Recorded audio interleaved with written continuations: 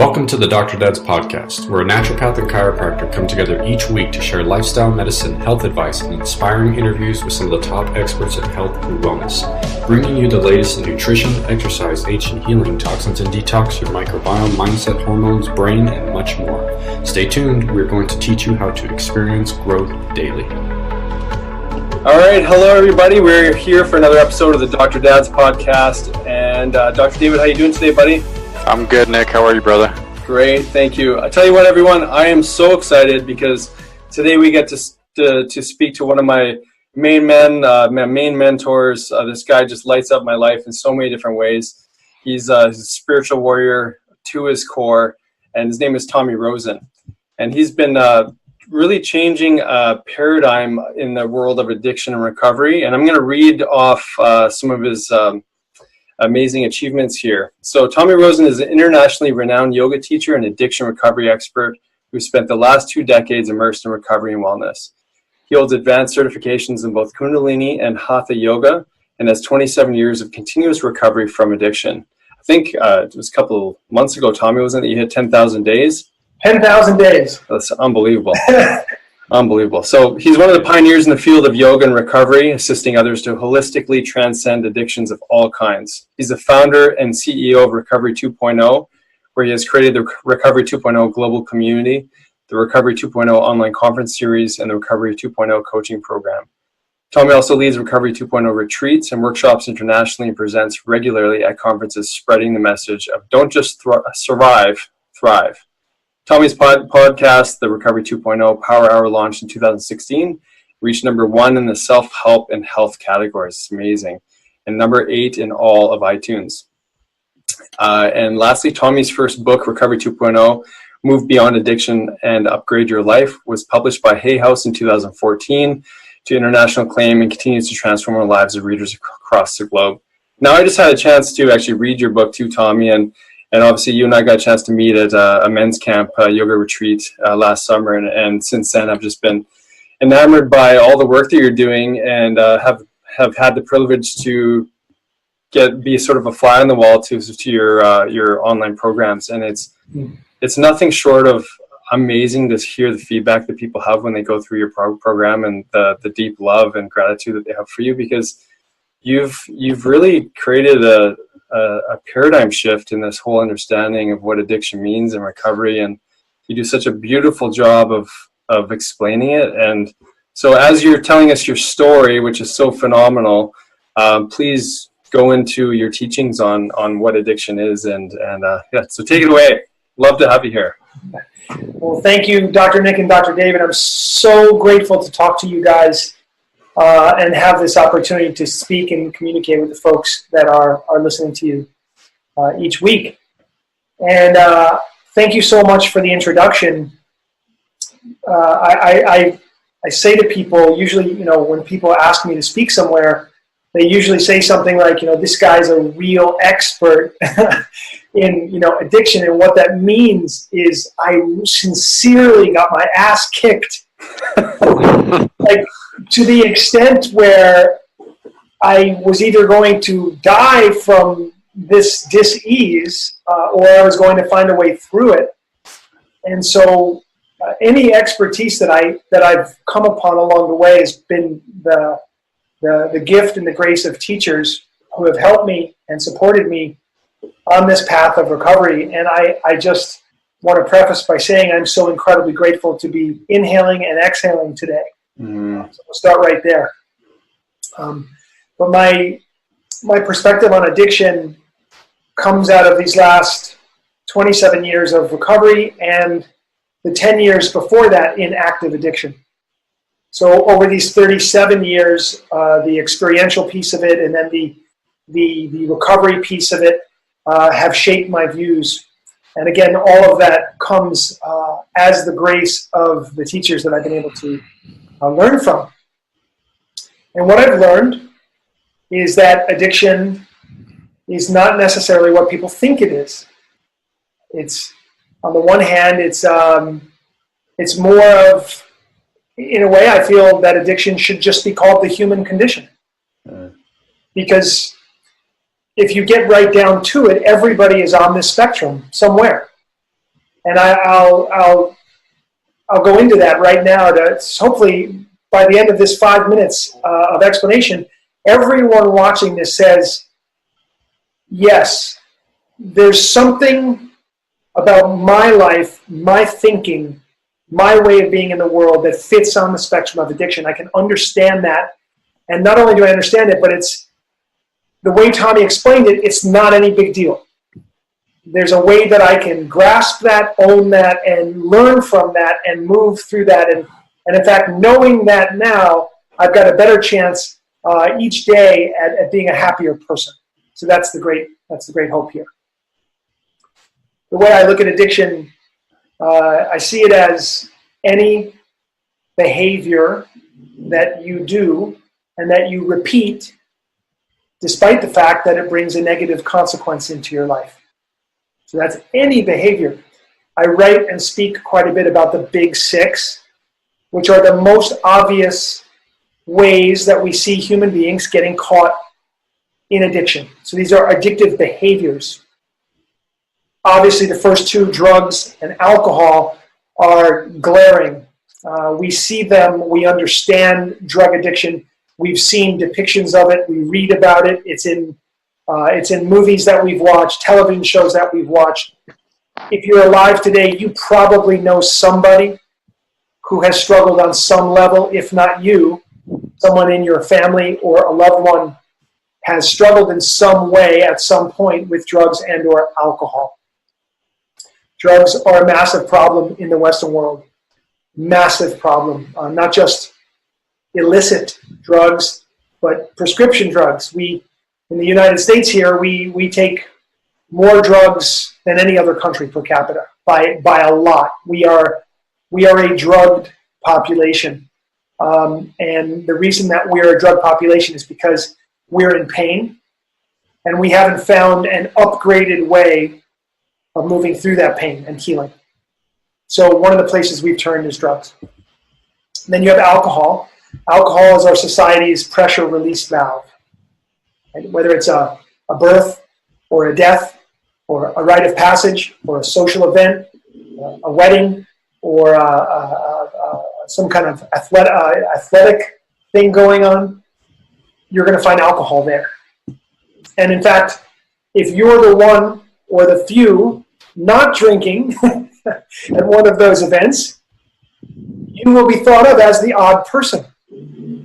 You are strange. Why are you not drinking? Why do you not drink the way the rest of us do?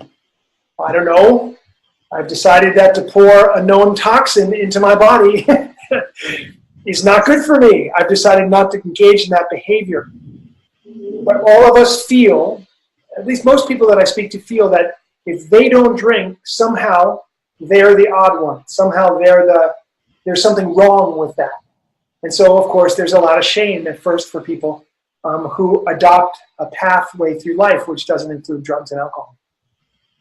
But beyond drugs and alcohol, the really juicy conversation starts because we want to expand your perspective on what you think addiction is. So let's consider food. If I ask anybody, do you think we have a food problem in the Western world? Food addiction problem? Do you think we have struggles around food? I don't need to tell you guys, we struggle terribly in our relationship with food. Not just the severe addictions such as bulimia and anorexia, but emotional eating, binging, obesity, and all of the diseases that result from that addiction, from food addiction, are filling our hospitals. Things like, just the biggest causes of death are related to this particular addiction. And people forget about that. Mm-hmm. Type 2 diabetes, heart disease, all of the blockages in the body, from arteriosclerosis to, chronic constipation, or any form of constipation, any form of blockage that stops energy, stops blood, stops the flow of energy through the body, no good. This is leading directly to disease, and because we're talking about addiction, it's preventable. This is all lifestyle based. This is all preventable. We can heal from that addiction and not end up finding that outcome, that terrible outcome that so many people are having. So food addiction, that right there, that expands our perspective, hopefully. And beyond that, we get to the people addictions. This is maybe the most prevalent, also the most prevalent addiction we would say would be codependency. Codependency we'll call the dis-ease of the lost self. The disease of the lost self. I never got to know myself as a kid. This is a fact. I never got to know myself as a kid. I was too busy running around, hyperactive, eating terrible food, which compounded my hyperactivity. Had a lot of sickness as a kid, a lot of weakness as a kid. And I never developed the capacity to sit still. I just couldn't do it. So since I was unable to sit still, I was always going after something. And when you always go after something, you never get to find out what you would actually be like if you weren't going after something. How would you be if you didn't need something every second of the day? How would you be if you were just being? So if that resonates for anybody who's listening, that's how I grew up. I never stopped unless I got sick. And I only got sick because I could never stop. And that was the only moment where I finally had to calm down. And usually I was in great pain from migraine headaches or bronchitis or a whole host of flus and colds and other things that I was plagued with because of my diet and because of my way of being in the world. So that codependency, that disease of the lost self, it turns out that as I develop relationships with people, whether those are family relationships or friendships or later on romantic relationships, I'm finding that I'm looking for myself in another human being. And to base a relationship upon that search for wholeness let's just say it doesn't bring about great results. And it puts too much pressure on any human being to be able to solve that riddle for you. And so that's a major league problem for adults most of whom are getting married or in long-term relationships or partnerships before they fully understand the riddle, how to get through the riddle of who am I? How am I? How can I be without always doing and having? So codependency, it turns out, is super important for everyone to understand this element, this aspect of addiction. Of course, with people addictions, you also have to think about sex addiction. And I love to talk about this one because it's where everybody is so ashamed. Everybody's so ashamed. It's as if everybody feels terminally unique around this. Like oh, if you knew how I was, you could never accept me. And I just feel like if everybody had a video on their forehead of their sex life, like everybody would walk around and be like, oh my God, you too? Wow. I had no idea. Like, no, I thought I was alone. Oh, no. So it turns out that when you talk about sex addiction, all it is just another place a human being looks to try to solve their emptiness and their loneliness and this riddle of who am I? And they go to the sexual act over and over again, and the tragedy of it is it's so vacuous, it's so empty, and it's painful. Don't get me wrong, it's got a hit, there's impact to the sexual experience, of course. There's an impact to it. There's a surge of dopamine, and there's a real chemical reality that goes along with that. So in the very short term, it serves a person in moving through their pain for however long that is, but then it leaves you more and more vacuous on the other side of that. And anybody who most people, whether they're a sex addict or just somebody who at some point has turned to sex to feel relief from something that's going on in their life, anybody can relate to that idea. Mm-hmm. So that's a big one on the people addiction front. So drugs, alcohol, food, people, and then we come to the money addictions. So the money addictions are, of course, gambling, being constantly in a state of debt. So the word, we use the word debting. Mm-hmm. So debting is an addiction.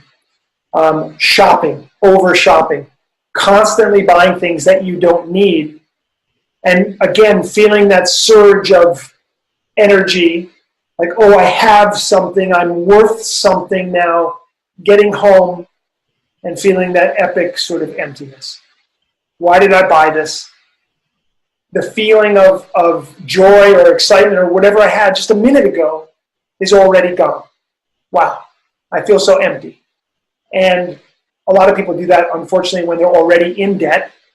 And so they're spending money that they don't have. They're borrowing money on credit. And so this creates an unbelievable weight and a deficit for a person to live under. Mm-hmm. So the money addictions are big. And I say to people, do you think we have a money problem in the United States? Do you think we have a debt problem in the United States? I mean, it couldn't actually be much worse than it is. But everybody walks around as if it's not happening. On a societal level, there's this massive denial.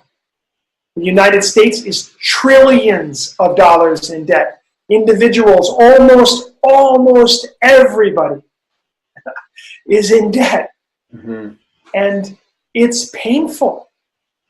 So it goes back to the beginning. Why are we taking so many drugs? Well, it's all part and parcel of the same thing. We're not living well. We're missing some key signs. And we're pretending as if those things are not happening. And that's called denial. Denial, the acronym, don't even know I'm lying. Don't even know I'm lying. Mm-hmm. And so there's this mass hysteria that's taking place. And it all has to do with addiction. So that's the big six.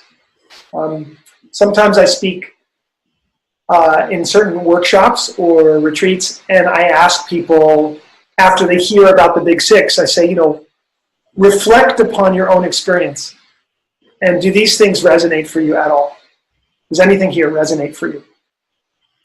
And every time, 95% of the people are like, I have to say, I've had a little issue with, that codependency thing you spoke of, that lost self, that makes sense to me. Or, yeah, I'm in debt and struggling that way. Or the food things got me. And sometimes there's, drug and alcohol people. No one, of course, admits they have sex issues, but it's in the room, Mm-hmm. But there's always a few people who say, no, I have no issue with any of those things. I have no addiction in my life. And I'm like, well, let's continue.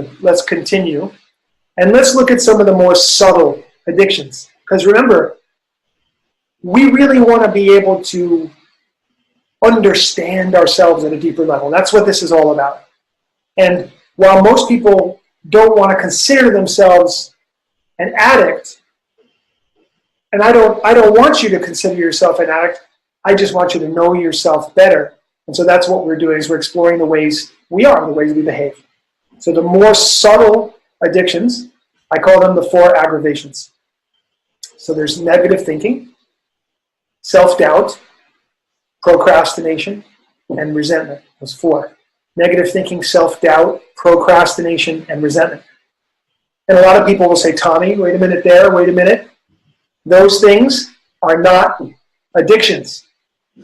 You don't crave negative thinking. I don't crave procrastination or resentment. And I say that's true. We do not crave those things, but they fit my definition of addiction, which is any behavior you continue despite the fact that it saps you of your energy, it brings something negative into your life.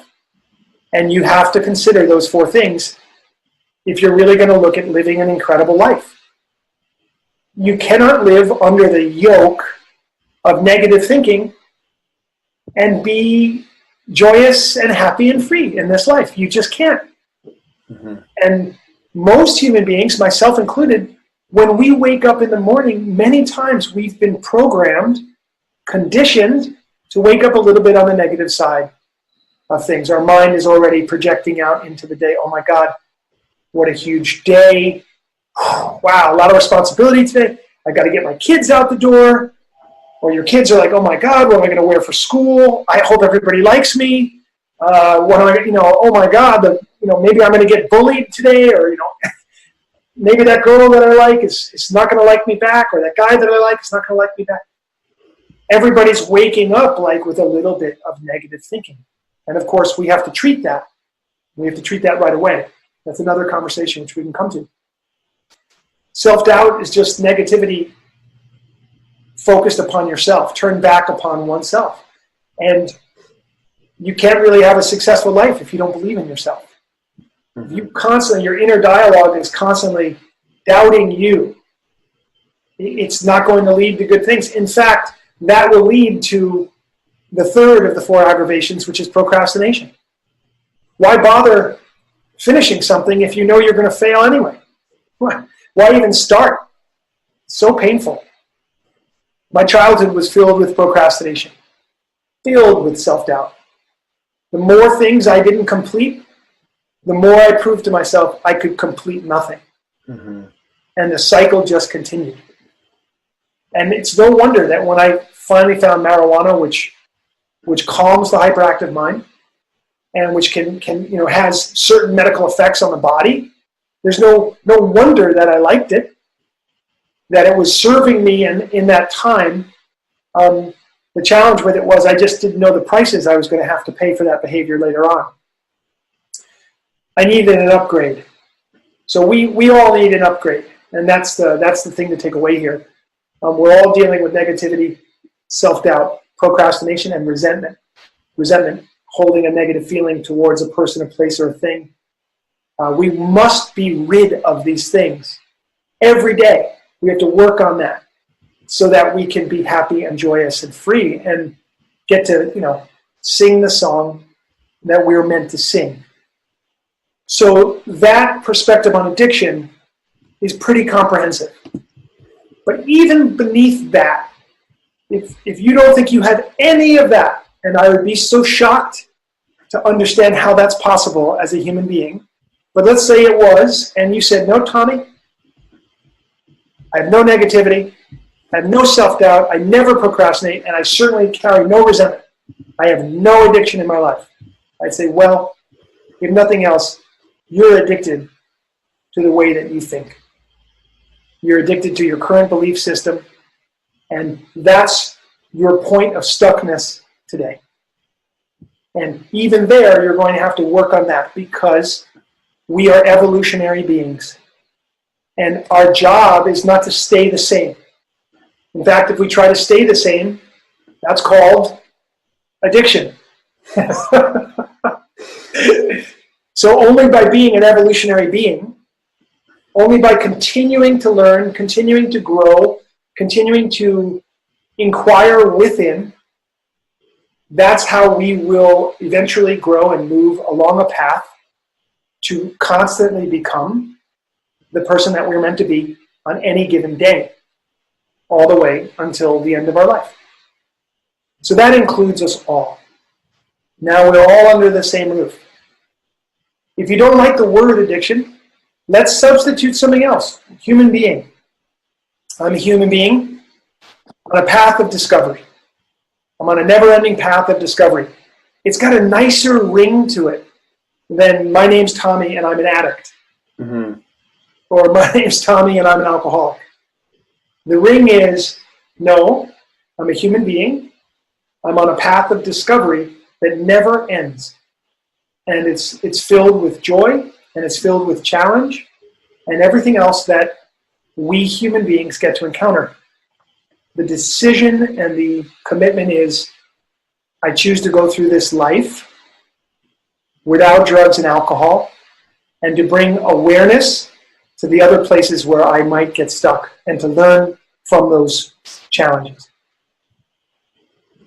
That's beautiful, Tommy. I love, every time I hear this, I just sink deeper into it, and I capture more of what you're saying. And I don't know how anyone could listen to this and not go, I can own at least, some good pieces, if not chunks of that, or they're thicker, deeper into the experience of addiction, and they can own a whole lot more.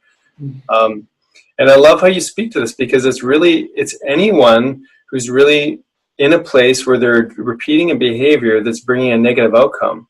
Like, how can we not take responsibility for these things that are not bringing joy, happiness, health, vitality, everything that we talk about into their world, So when, because I guess people early on in these earlier stages of addiction, how do you help them just acknowledge, because it's one thing to go through the list and maybe they own it, maybe they don't, but how do you help them just be okay with knowing that this is who they are? Because that's also a bit of a leap. Yeah, thank you. What an incredible question. Usually, all you really have to do is point them lovingly toward their own experience. So, when somebody is at that point of asking for help, or recognizing there's a problem, by that point, like I said at the very beginning, they probably have had a good ass whooping, and and they're wondering, kind of like, what has happened to my life? I didn't intend this to be my life. How did I get here? And I don't know how to stop. That's a great place for someone to be. When they see that clearly, and they can actually have the humility to reach out to somebody and say that, like, wow, I need help. Do you have any idea how I can move forward from this point? Because I just can't see it. And so those people have an amazing shot at finding true recovery. So you just point them towards their own experience. Hey, tell me what happened. And if they're honest, they're going to recount to you some stories that you're going to be like, wow, that sounds really intense. It sounds like you're hurting yourself. And I'm really sorry about that. And I would like to show you a way where you can do things differently based on your experience. And the key there is there's no judgment. There's no, oh my God, I can't believe you do this. In fact, it's quite the opposite. Being someone who is where you are now, I completely understand how you could have done this, how you could have gotten to this place. I get it completely. And what I've learned, you're speaking from your own experience, so that's very powerful. And just point them towards their own experience, and then explain the methods that you adopted to bring about a change, and ask them if they would be willing to do some of these things in their own life. And it's not unlike any form of training. Like, I know, Dr. Nick, for example, you train in the gym and you run Spartan races and you love athletics and physical movement. And it's exactly the same. You could train yourself into addiction. You must be able to see that. Everyone needs to understand that if you're in addiction, you didn't get there by accident. You trained your body and mind and brain, your endocrine system and your nervous system. You trained yourself into it. So the big question looming now for you would be, if you're at that point that we were speaking about, how do I train myself out of it? And there's no rocket science to this. It's not complicated. You adopt new routines that lead to better outcomes, and you repeat. You repeat them each day. So if you're a person on the 12-step path of recovery, one of those routines would be going to a meeting every day for a while until that becomes like a habit, a really upgraded habit from using drugs and alcohol or whatever the addictive behavior was. Other routines, you might, well, I'd like to train myself to think more clearly. Well, one thing I'm going to have to do for that is not to take drugs and alcohol, because that's fogging my way of thinking. Other protocols I could get into are, all kinds of detox regimens, strengthening regimens, balancing regimens. I can go to the gym. I can get a trainer. I can take a walk in nature. I can start hiking every day. I can bike. I can go to a yoga class. I can learn how to meditate and actually start to calm my mind and learn how to emotionally regulate myself through using the breath. I can start to really connect with people honestly, and I can start to eat healthy food, which changes the chemical reality going on in my body. I mean, it's all the stuff that we all already know, but we don't always think about it as readily when we're thinking about addiction, because the conversation has gotten so confusing. And that's one of the things I'm trying to do, is make it simple for you. You were doing behaviors that hurt you. Now you're going to do behaviors that help you. That's it. We're going to do that each day. Let's just try that. And we'll talk it out. We'll walk it out. We'll run it out. We'll eat healthy, and we'll move forward along this path. And just frankly, anybody who adopts the Recovery 2.0 method of living is going to get better. End of story. David, go ahead. I know you got some questions, buddy. Yeah, I mean, you've got me thinking pretty deep here, Tommy. I have a question, man. So you hear about these addictions, and like you say, people wake up and they're in this negative thinking mode. And this might be a tough question for you to answer, but how do we fall into this? Because people aren't doing it consciously. It's almost like we're in this rat race, and they're unconsciously falling into drugs and alcohol and food and a lot of these big six that you went over. And man, you hit those on the head. I mean, those are major ones. I'm even staring at that list and thinking there were time periods in my life where some of those things were up, and there may be some even currently. And then these aggravations that everybody deals with on a daily basis, and some people, that's their default. Yes. Yeah. So, we talk about the U.S., the shape we're in as a country, and all this stuff. How do people fall in this so unconsciously? And then, how do you think they get from there to this awakening where they realize, like, I have problems and these are addictions? Because I don't think people see them as addictions. I think they just see them as like the daily life that people live here in some other environments. I'm going to comment on that first. Yeah. The phenomenon of people normalizing being sick, normalizing being in a state of addiction. So the analogy would simply be, I wake up one morning and I have 104-degree temperature, which any person can tell you, as you would know as doctors, that's a dangerous and very uncomfortable situation in which to be. Your body temperature is 6 degrees above, basically above normal, and you're in real trouble. And you go out into the street and you stop the first person that you see and you say, I've got 104-degree temperature. And they're like, yeah, well, we all do. What's the problem with that? Why is that an issue? Oh, man, that was perfect, because that's literally how it is. And so if you think about drinking and drugging and the overemphasis on sex and all the money problems and the debt problems and the food problems, and everybody's got it. So everybody's like, oh, yeah, well, I mean, of course, we're all sick. We're all 104-degree temperature. Isn't that okay? No, it's not okay.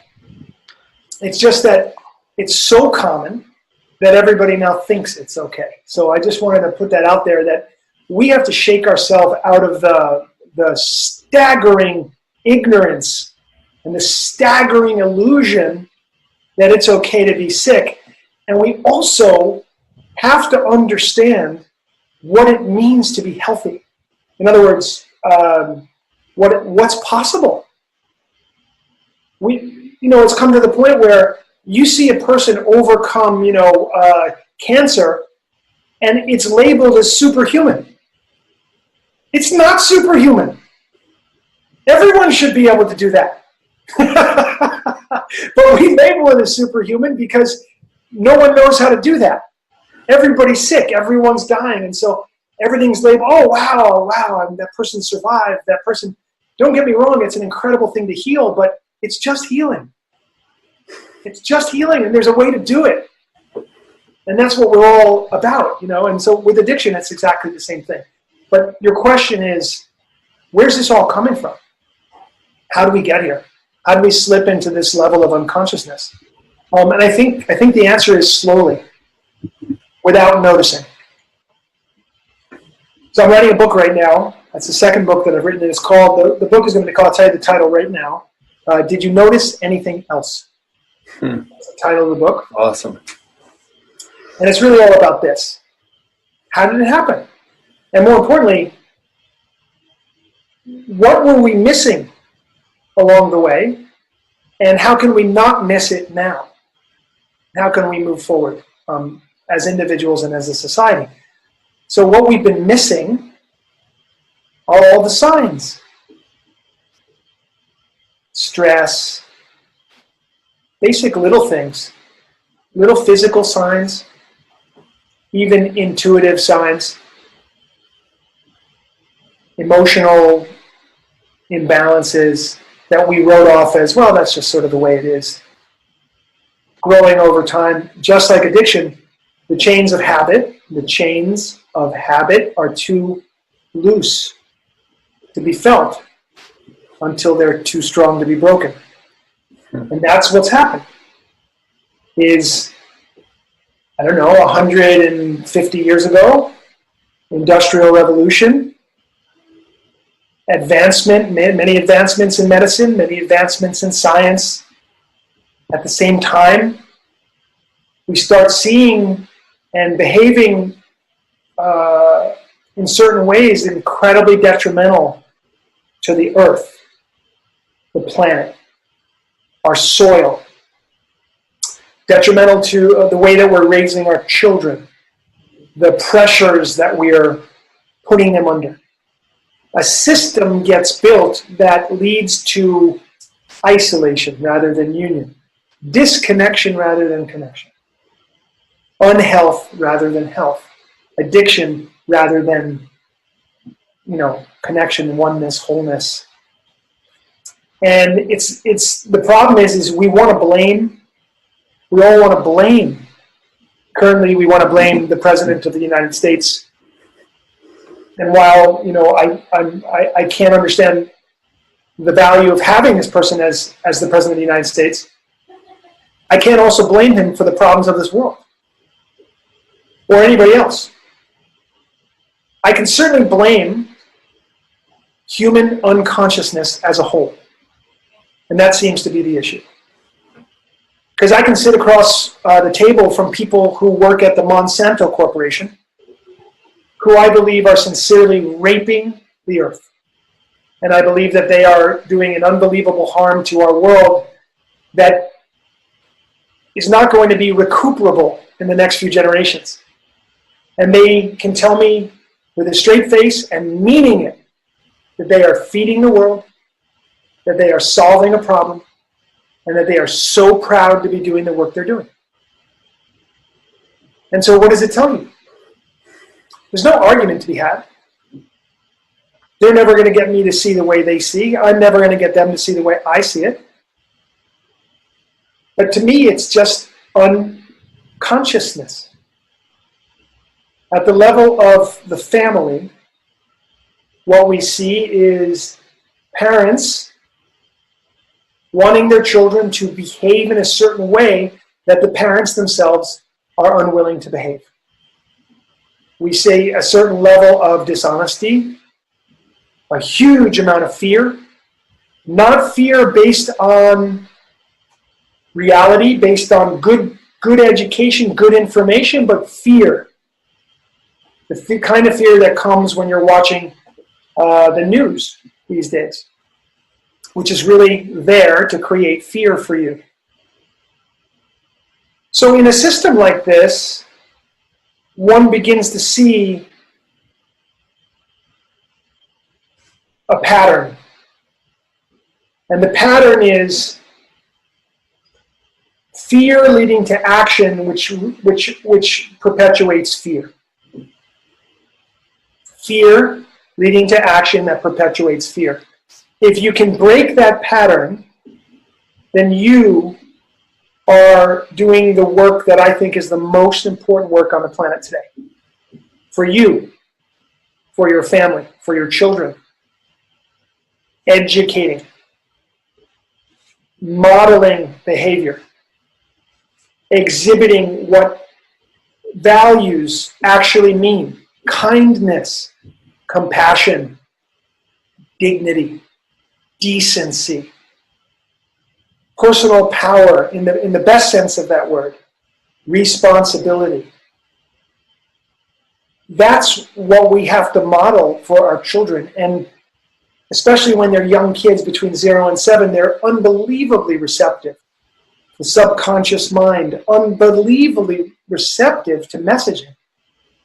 And if the messaging is, you know, you really messed up here, or God, I wish you could have done better there. I wish you were better. I wish you were different than you are. Oh my God, I can't believe you're doing that. Even in the little ways we don't mean to do it. But those messages go in. And what they do is they create a conflict for that child. And that child is going to be working out that conflict for a long, long time to come. That's why we wake up with negativity. It's not from the conscious mind. It's from the subconscious mind. Where did those messages come from? They came from our parents. They came from our teachers. They came from society. They came from magazines and newspapers. They came from the news. They came from all the major influences upon the way we think and the way we behave. So breaking the pattern is what we're talking about here. Breaking the pattern is to break addiction. The pattern is addiction. We have to break out of that.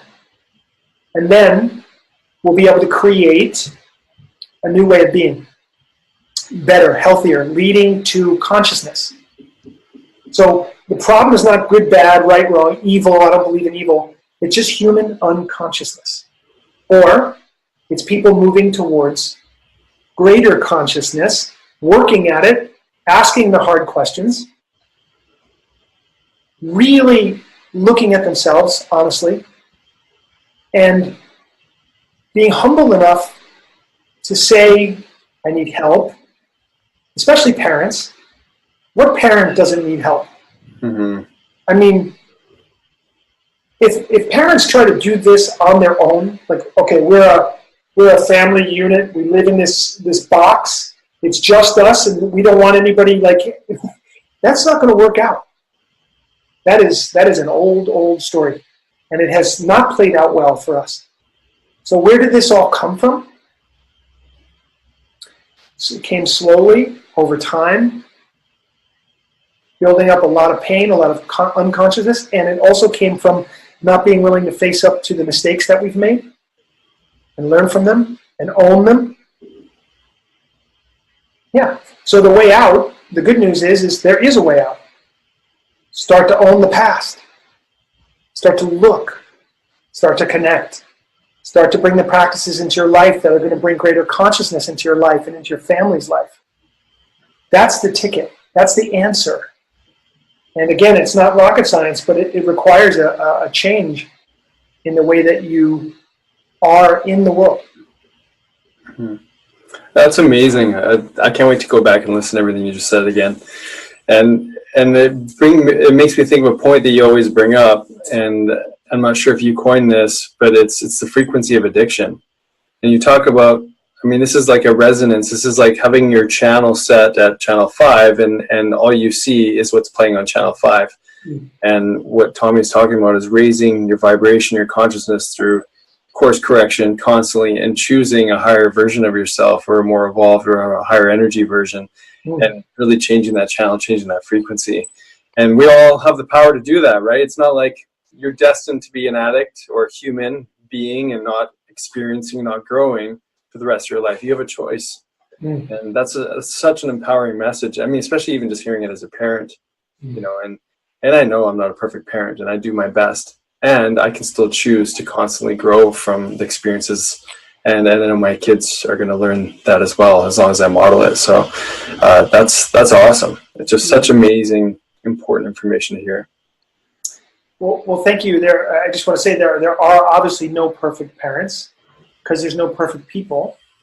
We are here partially to make mistakes, but we're talking about learning from them. We're talking about not repeating them or being in an unconscious loop where you repeat the same mistakes or the same behaviors, even though they're harmful. As we said, we call that addiction, but you're not even aware of it. So without that awareness, you're not able to do anything about it, because you know it's not even in front of you yet. It's still sort of stuck in there. The frequency of addiction, literally like a vibration, a force field of addiction, is a very helpful way of looking at it for me, because you know I just, the way I first want to, if anybody listening to this is put off by the word consciousness, I'm only talking about the expansion of consciousness, just meaning you understand and see more than you used to. That's all. So let's not get into some kind of, you know, weird woo-woo California fear of whatever that means. It's just we all want to understand and see more clearly than we used to. So that's what I'm talking about when we talk about expanding or lifting consciousness. Frequency of addiction is helpful, because the way I would describe it is really using music as the way in there, because you know there's no human being alive is like, you know, oh, I hate music, and I hate all music. I don't listen to any music. I hate rhythm, and I hate beats, and I hate, you know, melody. It's like, that's not actually real for human beings. We love it. Everybody. It seems to be a universal thing. And so music carries a vibration.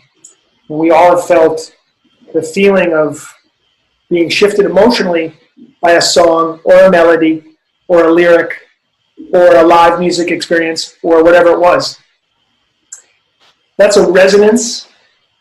That's a vibratory resonance with our being. And it feels great. We feel it. And it somehow it makes us want to move the body. And we want to dance. And we want to, for some of us, we want to sing. And this whole thing happens. And there's community around that. Well, this is what I'm talking about. The frequency of addiction, the way I'll describe it to you is it's an itch that you could never scratch. You feel as if something's wrong, but you don't even know what it is. And if somebody asked you, you would say, either you would say, nothing's wrong, I'm fine, thank you. Or you would say, to be perfectly honest, I don't know what's the matter, but something is the matter. And I'm not okay. It's low grade, maybe. It's subtle, but it's there. And it's always been there. And I am terrified of it. And on some days, the volume on it is epic. And I feel dominated by it. That's the frequency of addiction. And again, to your point earlier, Dr. David, I think a lot of people live in that and don't know anything else. They just assume that's just the way it is. All human beings struggle every day, swimming upstream every day. And That is not the natural human condition. That is not. That is a conditioned darkness into the human condition. And we must be around people who have broken through that, who are examples of victory, so that you can get around those people and learn how to get out of that frequency. And, we already know innately how we can do it, but I think we haven't seen it exactly in these terms.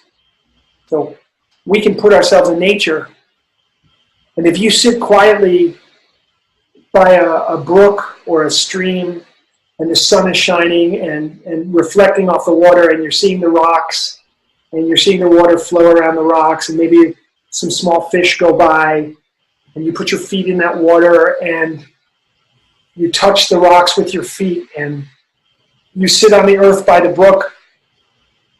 You may be so insensitive as to not actually notice that a shift is taking place, but for everybody, a shift is taking place right then and right there, and the shift is moving right back to balance. It didn't require even a yoga class. It didn't require a gym membership. You didn't even have to say anything to anybody. You just had to sit your ass down on the earth and put your feet in the brook, and the shift starts to take place.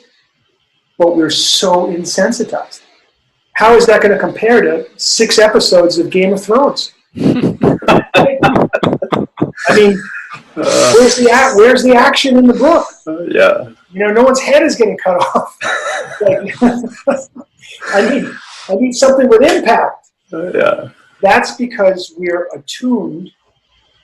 Our nervous system is attuned to a certain level of impact, and we need to attune ourselves to something more subtle. Mm-hmm. So all of that goes into a much, much bigger teaching around the movement from gross to subtle, the movement from addiction to recovery, the movement from dark to light, the movement from that frequency of addiction to the frequency of presence, or the frequency of health, the frequency of recovery, the frequency of love. And that's where we're headed. It's amazing. Tommy, I know you don't have much time left in here. Sorry, go ahead. Go ahead, David. I know you got a question.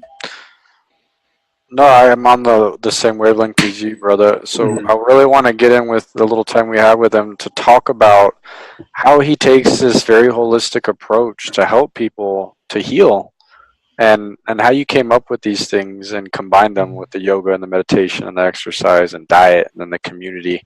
Can you just speak a little bit about that? Sure. Their basic elements of life need to be in order for us to be healthy. So the things that we're presenting or teaching as methods to recover from addiction are based on the most basic aspects of life. So, for example, we have a course in Recovery 2.0 called Life Upgrade. And actually, all Life Upgrade is a 40-day journey through my book, Recovery 2.0. There are videos and there are emails and there's certain things that you do, but it's very basic, a reading, sort of a guided journey through the book. How is that a basic aspect of life? Because the book presents a way for you to understand yourself in your current stage of either addiction or recovery, wherever you're at on the spectrum. To me and to all of us, it's very important that you understand yourself and where you are. Know where you are, and then you can start to move forward from there. So that's an example of a course. Another basic aspect of life is, again, food and one's relationship with food. So we have a food course, and Dr. Nick helps to present that course for us.